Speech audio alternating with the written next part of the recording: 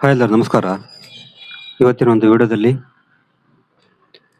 ನಿಮ್ಮ ಜಾತಕದ ಪ್ರಕಾರ 4ನೇ ಮನೆ ಅಧಿಪತಿಯಂತೆ ನೀವು ತೆಗೆದುಕೊಳ್ಳುವಂಥ ಒಂದು ವಾಹನದ ವಾಹನದ ಶೈಲಿ, ಯಾವ ರೀತಿಯಲ್ಲಿ ನೀವು ವಾಹನ ತಗೊಳ್ತೀರಿ ಅಂತ ವಿಡಿಯೋದಲ್ಲಿ ತಿಳ್ಕೊಳ್ಳೋಣ. 4ನೇ ಮನೆ ಅಧಿಪತಿಯಂತೆ ಉದಾಹರಣೆಗೆ ಇದು ಲಗ್ನ ಅಂತ ತಿಳ್ಕೊಳ್ಳೋಣ. ನಿಮ್ಮ ವೆಹಿಕಲ್ ಅಂತ ಹೇಳಿದ್ರೆ 4ನೇ ಮನೆ 1 2 3 4.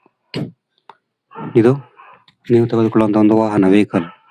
ಈ 4ನೇ ಮನೆ ಅಧಿಪತಿ ಎಲ್ಲಿರ್ತಾನೋ ಅದು ಆ ಥರ ಒಂದು ಎಫರ್ಟ್ ಇಂದ ನೀವು ವೆಹಿಕಲ್ ತಗೊಳ್ತೀರಿ. ಅದು ಯಾವ ಥರ ಅಂತ ಹೇಳಿದ್ರೆ ತಿಳ್ಕೊಳ್ಳೋಣ.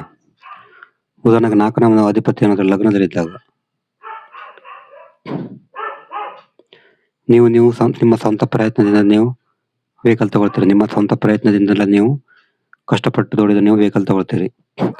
4ನೇ ಮನೆ ಅಧಿಪತಿ ಏನಾದರೂ 2ನೇ ಮನೆಯಲ್ಲಿದ್ದಾಗ ನಿಮ್ಮ ಫ್ಯಾಮಿಲಿ ಮುಖಾಂತರ ನೀವು ವೆಹಿಕಲ್ ತಗೊಳ್ಬೋದು. ನೀವು ವೆಹಿಕಲ್ ತಗೊಳ್ಳಿಕ್ಕೆ ನಿಮ್ಮ ಫ್ಯಾಮಿಲಿ ಮೆಂಬರ್ಸ್ ನಿಮಗೆ ಸಪೋರ್ಟ್ ಮಾಡ್ಬೋದು, ನಿಮ್ಮ ಫ್ಯಾಮಿಲಿ ಸಪೋರ್ಟ್ ಮಾಡ್ಬೋದು, ಅಥವಾ ನಿಮ್ಮ ಮಾತಿನ ಕಮ್ಯುನಿಕೇಶನ್ ಮೂಲಕ ನೀವು ವೆಹಿಕಲ್ ತಗೊಳ್ಬೋದು. 4ನೇ ಮನೆ ಅಧಿಪತಿ ಏನಾದರೂ 3ನೇ ಮನೆಯಾಗಿದ್ದಾಗ ಇದು ನೀವು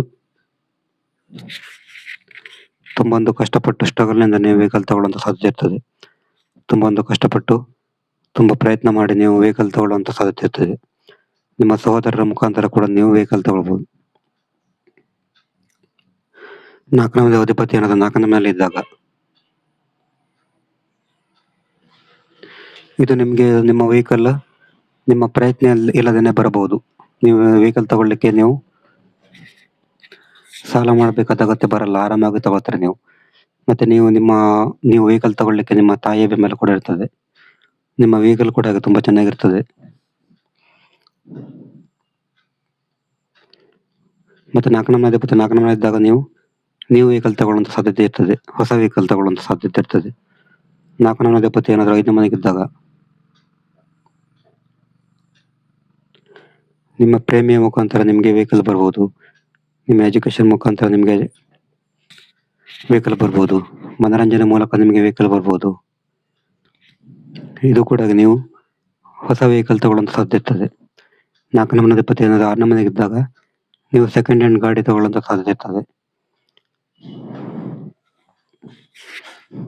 ನೀವು ಸಾಲ ಮಾಡಿ ಕೂಡ ವೆಹಿಕಲ್ ತಗೊಳ್ಬೋದು. 4ನೇ ಮನೆ ಅಧಿಪತಿ ಏನಾದರೂ 6ನೇ ಮನೆಗಿದ್ದಾಗ ನೀವು ಸಾಲ ಮಾಡಿ ವೆಹಿಕಲ್ ತಗೊಳ್ಳುವಂಥ ಸಾಧ್ಯತೆ ಇರ್ತದೆ. 4ನೇ ಮನೆ ಅಧಿಪತಿ ಏನಾದರೂ 7ನೇ ಮನೆಗಿದ್ದಾಗ ನಿಮ್ಮ ಸಂಗಾತಿಯ ಮುಖಾಂತರ ನಿಮಗೆ ವಾಹನ ಬರ್ಬೋದು, ಸಾರ್ವಜನಿಕ ವಲಯದ ಮೂಲಕ ನಿಮಗೆ ವೆಹಿಕಲ್ ಬರ್ಬೋದು. ವ್ಯವಹಾರದ ಮೂಲಕ ನೀವು ವೆಹಿಕಲ್ ತಗೊಳ್ಬೋದು. 4ನೇ ಮನೆ ಅಧಿಪತಿ ಏನಾದರೂ 8ನೇ ಮನೆಗಿದ್ದಾಗ ಕಷ್ಟ ನಷ್ಟದ ಮೂಲಕ ನೀವು ವೆಹಿಕಲ್ ತಗೊಳ್ಬೋದು. ನಿಮ್ಮ ವೆಹಿಕಲ್ ಹೆಚ್ಚು ಆಕ್ಸಿಡೆಂಟ್ ಆಗುವಂಥ ಸಾಧ್ಯತೆ ಇರ್ತದೆ. ನಿಮ್ಮ ವೆಹಿಕಲ್ ಸೆಕೆಂಡ್ ಹ್ಯಾಂಡ್ ಆಗಿರುವಂಥ ಸಾಧ್ಯತೆ ಇರ್ತದೆ. ನೀವು ತುಂಬ ಸ್ಟ್ರಗಲ್ ಮತ್ತು ಪ್ರಯತ್ನದ ನಂತರ ವೆಹಿಕಲ್ ತಗೊಳ್ತೀರಿ. 4ನೇ ಮನೆ ಅಧಿಪತಿ 9ನೇ ಮನೆಯಾಗಿದ್ದಾಗ ನಿಮ್ಮ ತಂದೆಯ ಮುಖಾಂತರ ನೀವು ವೆಹಿಕಲ್ ತಗೊಳ್ಬೋದು. ಧಾರ್ಮಿಕತೆ ಮೂಲಕ ನಿಮಗೆ ವೆಹಿಕಲ್ ಬರ್ಬೋದು, ವಾಹನ ಬರ್ಬೋದು. 4ನೇ ಮನೆ ಅಧಿಪತಿ ಏನಾದರೂ 10ನೇ ಮನೆಯಲ್ಲಿದ್ದಾಗ ನಿಮ್ಮ ನೀವು ಜಾಬ್ಗೆ ಸೇರಿ ಅರ್ನ್ ಮಾಡಿ ನೀವು ವೆಹಿಕಲ್ ತಗೊಳ್ಬೋದು. ಸಾರ್ವಜನಿಕ ವಲಯದ ಮೂಲಕ ನಿಮಗೆ ವೆಹಿಕಲ್ ಸಿಗ್ಬೋದು. ತಂದೆಯ ಮೂಲಕ ಕೂಡ ನಿಮಗೆ ವೆಹಿಕಲ್ ಸಿಗುವಂಥ ಸಾಧ್ಯತೆ ಇರ್ತದೆ. 4ನೇ ಮನೆ ಅಧಿಪತಿ ಏನಾದರೂ 11ನೇ ಮನೆಯಲ್ಲಿದ್ದಾಗ ನಿಮ್ಮ ಫ್ರೆಂಡ್ಸ್ ಮುಖಾಂತರ ನೀವು ವೆಹಿಕಲ್ ತಗೊಳ್ಬೋದು. ನಿಮ್ಮ ಒಂದು ಲಾಭದ ಮೂಲಕ ನೀವು ವೆಹಿಕಲ್ ತಗೋಬಹುದು. 4ನೇ ಮನೆ ಅಧಿಪತಿ ಏನಾದರೂ 12ನೇ ಮನೆಯಾಗಿದ್ದಾಗ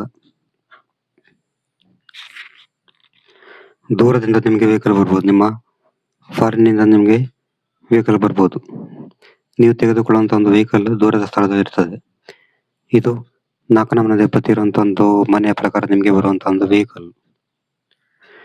ನಿಮ್ಗೆ ಜಾತಕ ವಿಷಯ ಮಾಡಬೇಕಂದ್ರೆ ಒಂದು ವಾಟ್ಸ್ಆಪ್ ಸಂಖ್ಯೆ 70 906 37 934 ಈ ನಂಬರ್ಗೆ ವಾಟ್ಸಪ್ ಕಾಲ್ ಮಾಡಿದರೆ ಜಾತಕದ ಬಗ್ಗೆ ತಿಳಿಸಿಕೊಡ್ತೀನಿ. ಎಷ್ಟೊಂದು ಬೇರೆ ನಮಸ್ಕಾರ.